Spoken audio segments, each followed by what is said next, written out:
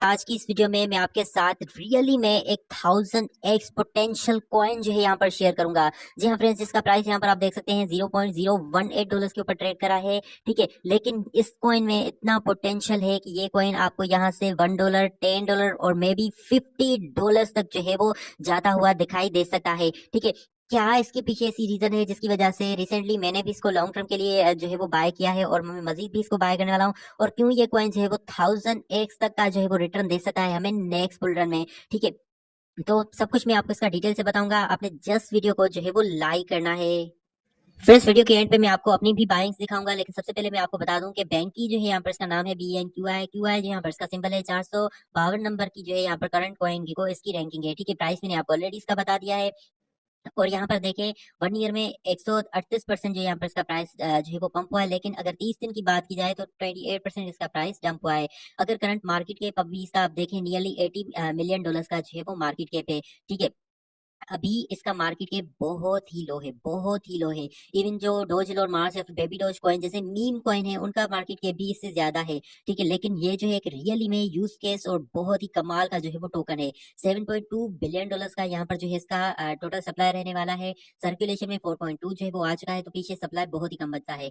अब main important चीज क्या है जिसकी वजह से ये टोकन जो है वो 1000x या फिर उससे भी ज्यादा का रिटर्न दे सकता है, वो रीजन है एवेलॉन्स। ठीक है, क्योंकि ये टोकन जो है वो एवेलॉन्च की ब्लॉकचेन के ऊपर जो है वो वर्क करता है। और आपको पता होगा कि रिसेंटली एवेलॉन्च ने कितना बड़ा जो है यहाँ पर हमें रिटर्न दिया। इसका प्राइस जो है वो बियर मार्केट में जो है वो $7 to $8 चल रहा था, लेकिन उससे उसके बाद यहाँ पर इसने रिकवरी की और अब जो एवेलॉन्च का प्राइस है वो नियरली $40 जो है वो चल रहा है।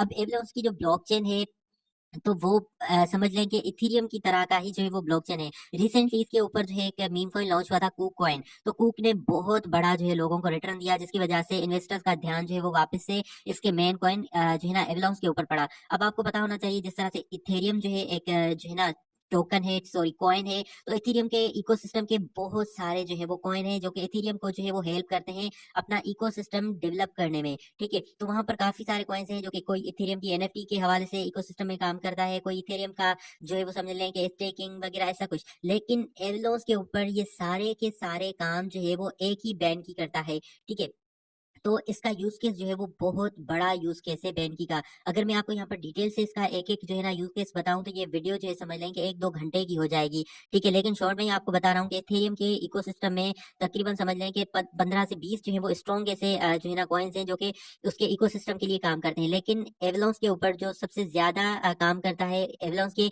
इकोसिस्टम को डेवलप करने में, वो बैंक ही करता है। ठीक है, स्टेकिंग हो गया, इसके NFTs को हो गया, अब बहुत सारे काम है जो कि ये एक ही कॉइन करता है, तो इतना ज्यादा इसका यूज केस है। अब जैसे एवलांस का प्राइस इंक्रीज करेगा नेक्स्ट बुल रन में, अगर एवलांस जो है 400-500 डॉलर्स को टच करता है तो बैंक ही उसके साथ ही इंक्रीज करेगा, क्योंकि जितना ज्यादा एवलांस का जो है वो यहाँ पर यूज केस बढ़ेगा उतना ज्यादा यूज केस इसका बढ़ेगा, क्योंकि जितना ज्यादा उसके ऊपर वर्क आएगा उतना ज्यादा जो है यही कॉइन जो है वो वर्क करेगा बैंक की। ठीक है, और यहाँ पर मैं आपको दिखाता हूँ कि ये टोकन जो है वो ऑलरेडी यहाँ पर देखें ऑल टाइम हाई $0.39 के ऊपर जो है वो लगा चुका है। ठीक है, तो $1 इसके लिए जाना बहुत ही सिंपल सी बात है, इजीली ये $1 यहाँ से चला जा सकता है। ठीक है, तो और मैं आपको अब अपनी बाइंग भी यहाँ पर दिखाता हूँ। तो फ्रेंड्स, यहाँ पर आप देख सकते हैं बैंक की मैंने कितने की बाय किए हैं, $10 के 570 कॉइन्स यहाँ पर मुझे मिले थे $10 में। तो अभी इसका प्राइस भी थोड़ा बहुत यहाँ पर देखिए इंक्रीज कर चुका है। मैंने 0.017 के ऊपर इसको बाय किया था, 0.018 जो है यहाँ पर ये अभी हो चुका है। ठीक है, मैंने $10 का इसको बाय किया है, $10 में मुझे 570 जो है यहाँ पर इसके टोकन मिले हैं। ठीक है, और यहाँ पर मैं इसको सिर्फ $10 का ही नहीं बल्कि इस देखूंगा इस माह में जनवरी में अगर क्रिप्टो मार्केट में कुछ डंप आता है और बैंकी का प्राइस मुझे वापस से 0.017 या फिर 0.016 के रेंजेस में अगर मिलता है तो मैं $10 का इसको मजीद बाय करूंगा। बैंकी को जो मेरा बाइंग करने का टारगेट है टोटल लॉन्ग टर्म के लिए वो है $40 to $50 का।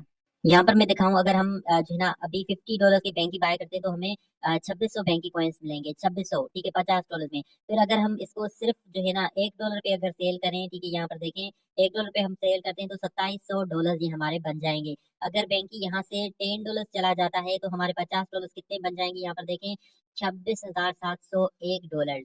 ठीक है, बहुत ही अच्छा कॉइन है, लेकिन आपने किसी भी फॉर्म में अगर बहुत बड़ी इन्वेस्टमेंट कोई नहीं कर देनी। अभी थोड़ा सा पंप हो चुका है, लेकिन अगर आपको क्रिप्टो मार्केट में डंप दिखाई दे तो ज्यादा नहीं तो $5 का जो है बैंकी आप लोगों के पास लाजमी होना चाहिए। कूकॉइन के ऊपर है, बाइनांस के ऊपर है, तकरीबन हर एक्सचेंज के ऊपर जो है आपको ये मिल जाएगा।